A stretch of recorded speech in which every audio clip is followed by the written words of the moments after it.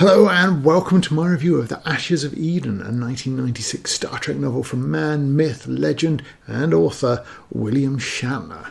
Ashes of Eden takes place shortly after the end of the sixth Star Trek movie, The Undiscovered Country, with the Federation and the Klingons beginning a fragile peace. The story follows the same basic premise as the Next Generation film Insurrection. That would come out a few years later, with an obscure planet promising the Fountain of Youth and various factions wanting it for their own ends. Kirk begins the story in much the same way as he did the fifth film, pondering his future with a dose of pessimism. He'd always looked towards the future, towards new challenges, not past accomplishments, but his future was running out.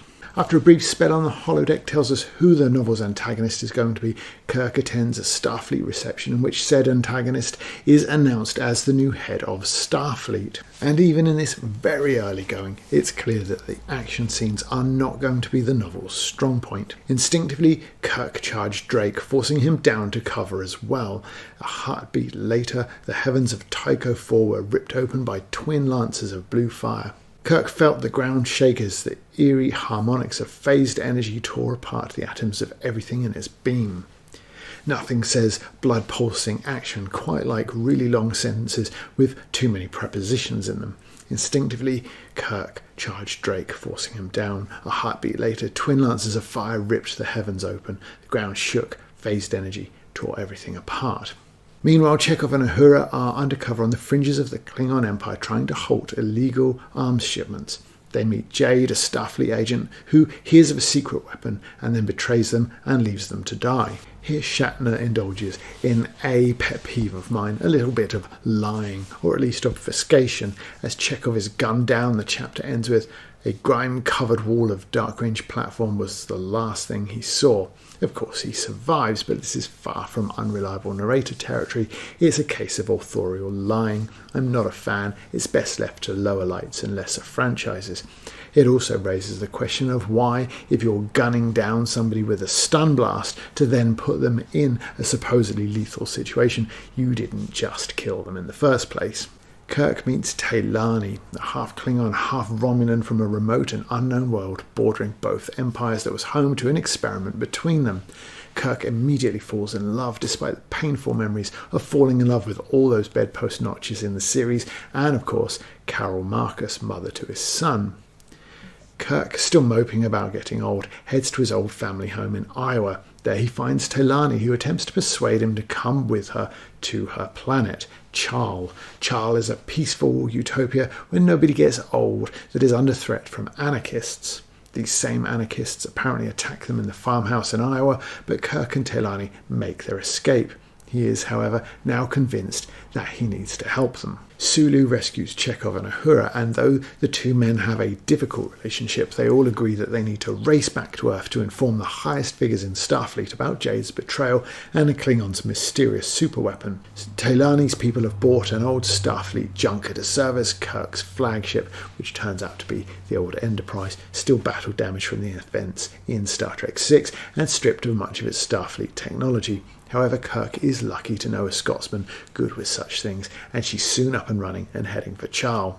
Admiral Drake, the new head of Starfleet and Kirk's antagonist, meets with Chekhov, Sulu and Uhura, ropes in Bones and Spock, and sends all of them after Kirk, telling them that he's been duped by the Charles and is a danger to the Klingon peace process.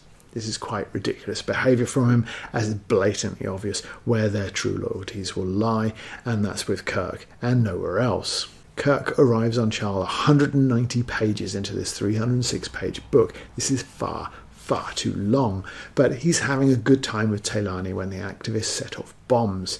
With the aid of Mr. Scott, he soon sees them off in the book's lowest point. A stodgy 4-page action scene that rumbles on, where everything is reduced to a single-line paragraph or as close as the author can manage. Kirk leapt forward through the smoke and fire, arms outstretched. His trajectory carried him low, even as he heard the whistle of shells streaking over him.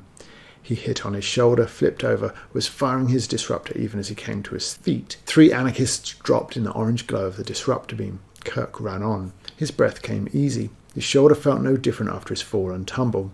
He exulted in his renewed vigour. He was 20 again.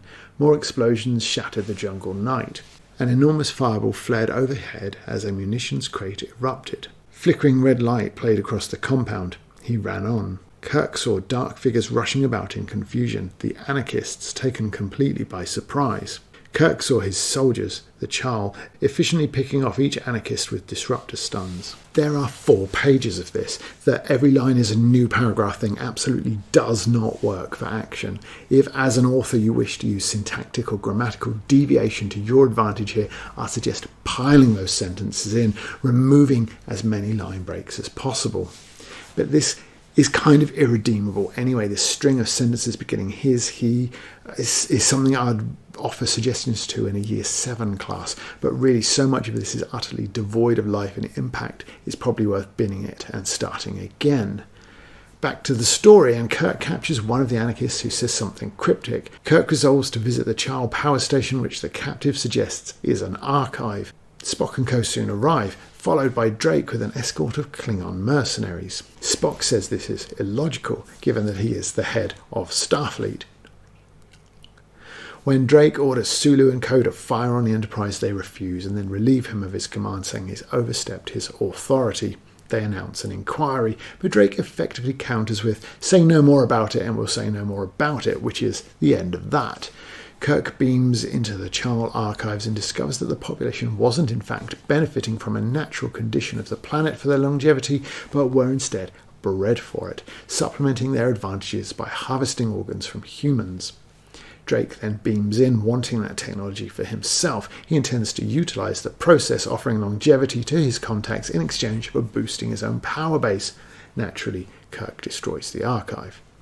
This causes Drake to return to his ship and attempt a slingshot manoeuvre so that he can go back in time to get the archives anyway. Kirk returns to the Enterprise and gives chase. Stopping Drake, but taking damage, the Enterprise drifts towards the system's dual suns. Drake stops to gloat and watch the Enterprise destroyed. Unfortunately for him, he waits too long, and his own ship now cannot escape the same danger. And worse for him, Kirk and co all beam safely aboard the Excelsior. Drake refuses Kirk's help and dies. Kirk is once again touted as the head of Starfleet and once again declines. The end. As Star Trek books go, it isn't bad. I've read better and I've read a lot worse. The similarities with other media, all of which it predates, such as Serenity and Insurrection, isn't a bad thing, but it does demonstrate that across the genre, the newness, the freshness has been used up. The story really lacks punch, even when Chekhov gives Sulu one to the noggin. The first 30 pages carry a warm, it's good to be back glow that is hard to resist, but after that it becomes a question of what is all this about. It takes far too long to reach Charl.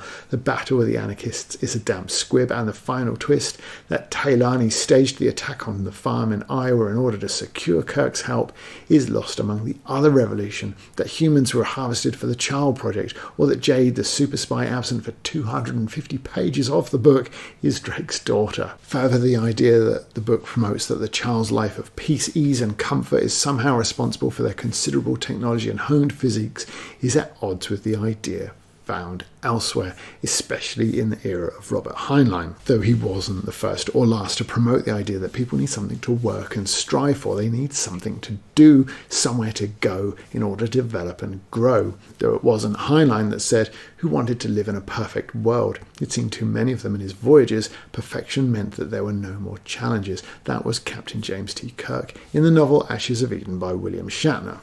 Though that's not to imply the crossed wires of his character are not deliberate. When Taylani's allure wears off, Kirk realises the ideals of Charl are not for him.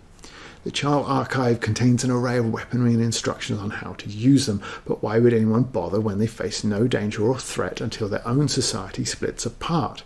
If things on Charl are as idyllic as portrayed, with even hunting and gathering unnecessary, I think Taylani would be more likely to rock up at Starfleet on a mobility scooter than with her supermodel bod. I was especially interested in Shatner's take on Kirk, even allowing for how much of this he actually wrote. There's no obvious ghostwriter credit in the book. And I raised a Spockian eyebrow at the idea that all those girls he made out with once weren't just a one-night stand, but were some kind of actual love affair. Kirk, unsurprisingly, dominates the novel, and it's good to be in his company. It's a shame, though, that the story isn't a bit more exciting or even dramatic. Nor does Kirk's sudden falling in love, head over heels, really in love with Taylani, or his passive acceptance of the fact that she's obviously holding things back from him, paint him in a good light. His opening position was the same one that he'd occupied in at least 2 movies prior to this one, and seemed resolved at the end of the 6th movie. It's hard to imagine Shatner not getting Kirk, so it feels more simply that this book and his character arc in it is a mere repeat and is therefore redundant. But I could definitely have lived without the implication that Kirk's famous bedpost notcher is no longer up for a bit of notching, with Marcus anyway. With Taylani, it certainly seems that he's back on form. The highlights of Ashes of Eden are the rare interactions with the triumvirate of Spock, Kirk and Bones, who I miss like old friends. That enormous amount of nostalgia also colours somewhat my objectivity when they banter, so I'll go with good but not great, but definitely far too rare. A lot of time is given over to the lesser lights of Chekhov and Sulu, whose animosity seems unjustified and doesn't completely convince. And Scotty's appearance on the decommissioned Enterprise smacks a bit of Deus Ockman, where's me job? I wondered if the famous Takei-Shatner relationship, or lack of one, might colour the portrayal of the former, and he is, if anybody is given the harshest portrayal of the old crew, struggling to do the right thing, the Kirk thing, and following orders a little too zealously, but he still saves the day in the end. Ultimately, Ashes of Eden succeeds where it succeeds because of the wealth of good feeling generated by the extraordinary Star Trek canon and the wonderful work done elsewhere in creating characters that have transcended the generation and genre, that have mostly survived the horrors of even J.J. Abrams getting involved. But it cannot elevate itself into the best of even the Star Trek tie-ins when the author's idea of pulse-pounding, life-or-death action reads like this. But the Excelsior swept beneath the cruiser, missing its shields by only the 6 meters Chekhov read wonderingly from his controls. Then the warp pulse ended. The Excelsior lurched 90 degrees from her warp heading to bob up behind the cruiser. Again, Sulu's ship escaped devastating impact with its shields by less than the length of a shuttle. But the Excelsior roared beneath the cruiser, scraping its shields. Her warp pulse ended in touching distance of her target. Sulu wrenched the Excelsior through 90 degrees. Overall, the bits Ashes of Eden borrows from the Wrath of Khan or even Star Trek Insurrection weren't the good bits. The antagonist is rubbish, and the need to find things for people to do requires their long absences to be explained. Ashes of Eden lacks the emotional punch of Wrath of Khan, the comedy and heart of Voyage Home, even the action of Search for Spock, and it has nothing even close to the joyous villain of Undiscovered Country. If it was an episode of Star Trek, it might be a decent one, especially once a liberal pruning had got its runtime down to 45 minutes. But there's nothing here to get the pulse racing, and Kirk's "what am I going to do with myself now" musing is old hat.